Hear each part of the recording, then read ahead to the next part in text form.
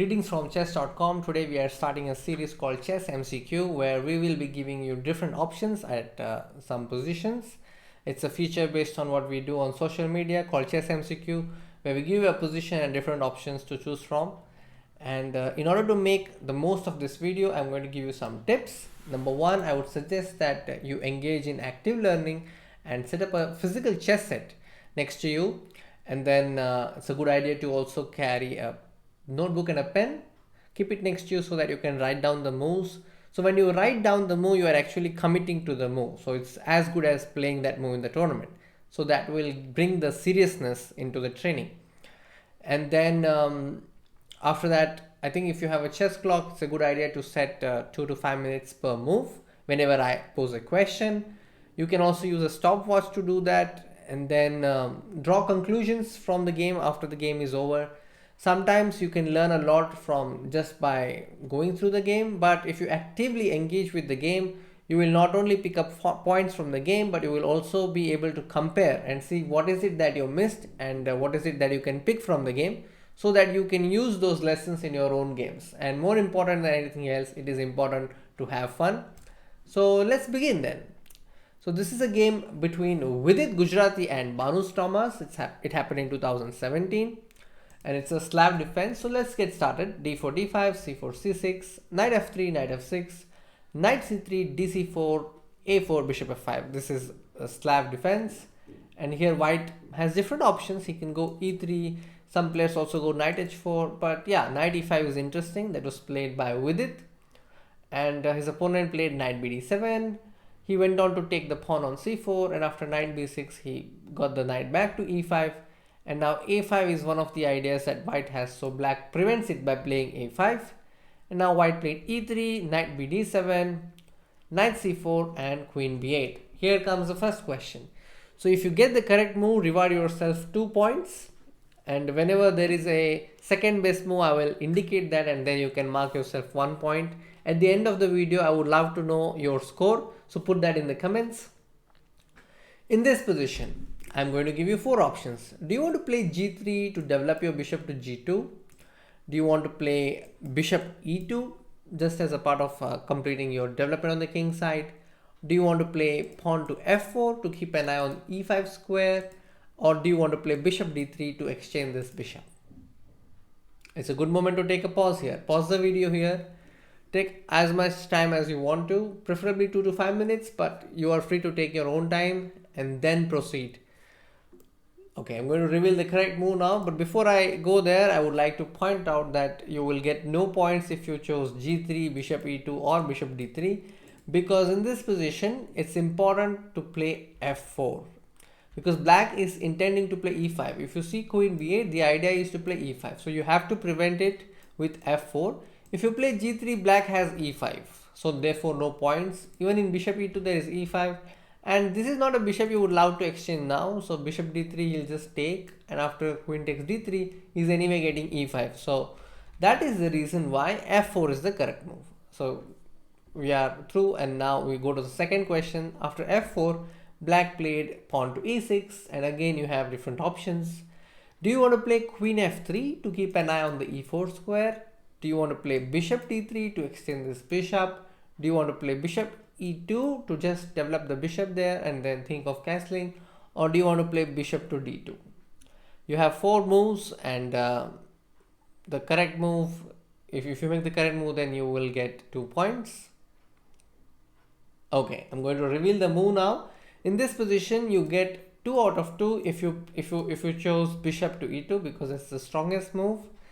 But bishop d3, no, because you don't want to extend this bishop, not yet. And queen f3 is possible, but black has bishop b4 and you will not really get control over e4 square. And after bishop d2, he'll simply castle. So this queen on f3 is likely to get attacked with bishop e4. You can't even play a move like g4 because there is bishop e4. So considering all of that, bishop e2 is the best move. And after bishop e2, black played bishop to b4. And here's your chance again. What would you do as white? Your options are pawn to h3 to keep an eye on the g4 square, pawn to g4 to attack the bishop on f5, castles kingside, or bishop to d2 to just unpin. I hope you have taken your time to think of the move. I'm going to reveal the move now. The correct move in this position is g4.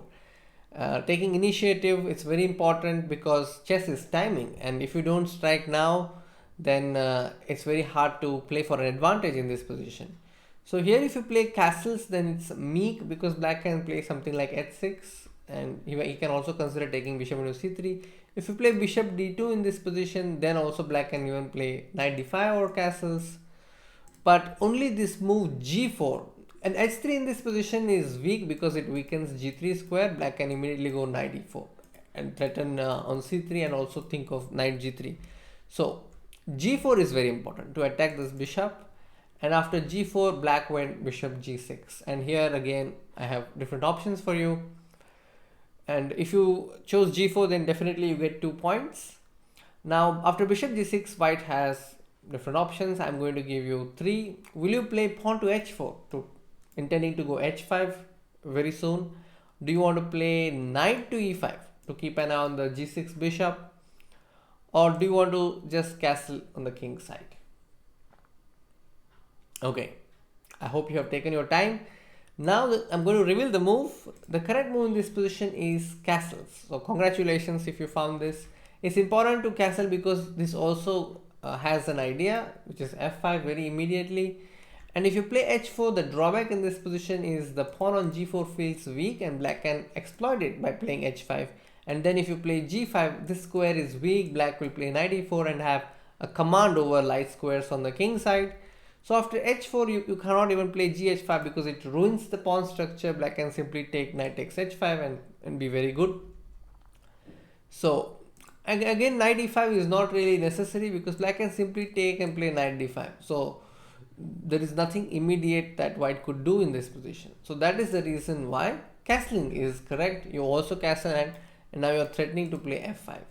In this position, black went h5 and white had prepared g5. This is obvious.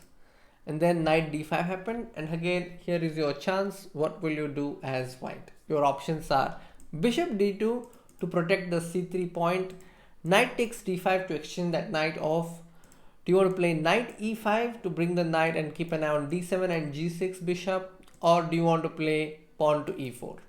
So these are your 4 options. Bishop d2, knight d5, knight e5 and e4. Okay, in this position, if you chose knight d5, then you get no points because then black gets benefited with this cd5 capture and black is fine. Then if you chose something like knight e5 in this position, I'm sorry, even that is not the best because black can simply take knight takes e5. And if you chose a move like bishop d2 in this position, I would say it's okay, but it's still not the best. Black will play h4, and then if you play something like queen e1, then black will play knight b6 and the game goes on normally. The best move in this position is to take advantage of the fact that white has this time in its favor. Chess is timing, initiative is important, so play e4. If you notice, white is able to play e4 because black king has not really castled, and that plays a major role in this game. After e4, black has different options, but black played bishop takes c3. And here in this position, white has bc3 and there's also another move. So bc3 was the move that was played in the game, but maybe a bonus question for you, what you would do as white. If not bc3, is there any other move? Okay, bc3 is certainly the best move, but even f5 is good enough in the position. So white played bc3, we'll go with it, and black took the pawn on e4. Now white is a pawn down but has a very nice initiative. But you must know what to play here. That's very important. So I have some options for you. Do you want to play queen to b3 to keep an eye on b7 and also threaten queen takes b7 so that there is nd6 fork later? And do you want to play bishop to f3 to extend this bishop off? Do you want to play bishop to a3 to prevent black's king from castling? Or do you want to play f5 to open the position on the f line? Okay, so time to reveal the move. Queen b3 is not the best move because black can castle, and as I mentioned a move earlier, black has not castled, and that's a vital part of the game. And if you play bishop f3, no, when you're down in material, don't exchange pieces. So bishop f3 should be dropped then and there. You can simply take bishop f3, queen f3 and play something like b5. So the correct move in this position is to play bishop a3 and prevent the black king from castling. Don't worry about the pawns here, but it's important to prevent opponent's king from castling.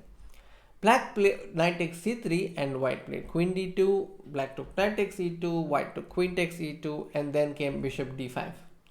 So here are your options. Do you want to play pawn to f5 to put pressure on e6? Do you want to play knight to e3 to attack this bishop on d5 and also threaten knight f5? Or do you want to give a check here with knight d6? What's your choice? Okay, I'm going to reveal the move now. In this position, f5 is also interesting, but the strongest move is knight d6 check. I would give you no points if you chose knight e3 because that is not the best. Black has knight b6. But if you chose f5, then maybe 1 point. But if you chose knight d6, then you get 2 out of 2. And then after knight d6 check, black goes king to f8. And now again it is white to move. What would you do as white? I have some options. Do you want to play knight b5 check? Do you want to play knight f5 check? Do you want to play knight c8 check? Or do you want to play f5? So 4 options again. Great job if you have found f5. That is the best move. Because all these checks are not really that effective. Black will just run away with his king to g8. So we can't really make much of those knight jumps. But f5 is the best move because fe6 is threatened, keeping in mind that the rook is keeping an eye on the king already indirectly. So after f5, black played king g8, and here is your choice again. What will you do? I'm going to give you 4 options. Will you play pawn to f6 to attack g7 point so that after fg7 the rook is opened? Do you want to play knight takes f7, a knight sacrifice to shatter king's structure? Or do you want to play f takes e6 to open the line for your rook? Or do you want to play something else? So I'm just giving you an option to also choose your own move apart from the list that I have given you. I'm going to reveal the move now. In this position, both fe6 and knight f7 will get 2 points. But if you chose rook a b1, I would give you 1 point there. But definitely not f6 because f6 drops away all the advantage. So 0 points here. Knight takes f7 was played in the game. A very nice sacrifice. And if you take king takes knight, then white has fe6 followed by ed7 and it's all over. For example, after king e8, you can take this and then there is check followed by rook f8. And the mate is soon to follow. So after knight f7, black took e takes f5 and white simply took knight takes h8. And after king takes h8, he took queen takes h5 check, king g8. And here is another question. What will you do as white? What is the best move according to you? So here there are again different options. Do you want to play bishop e7 to move closer to the opponent's king?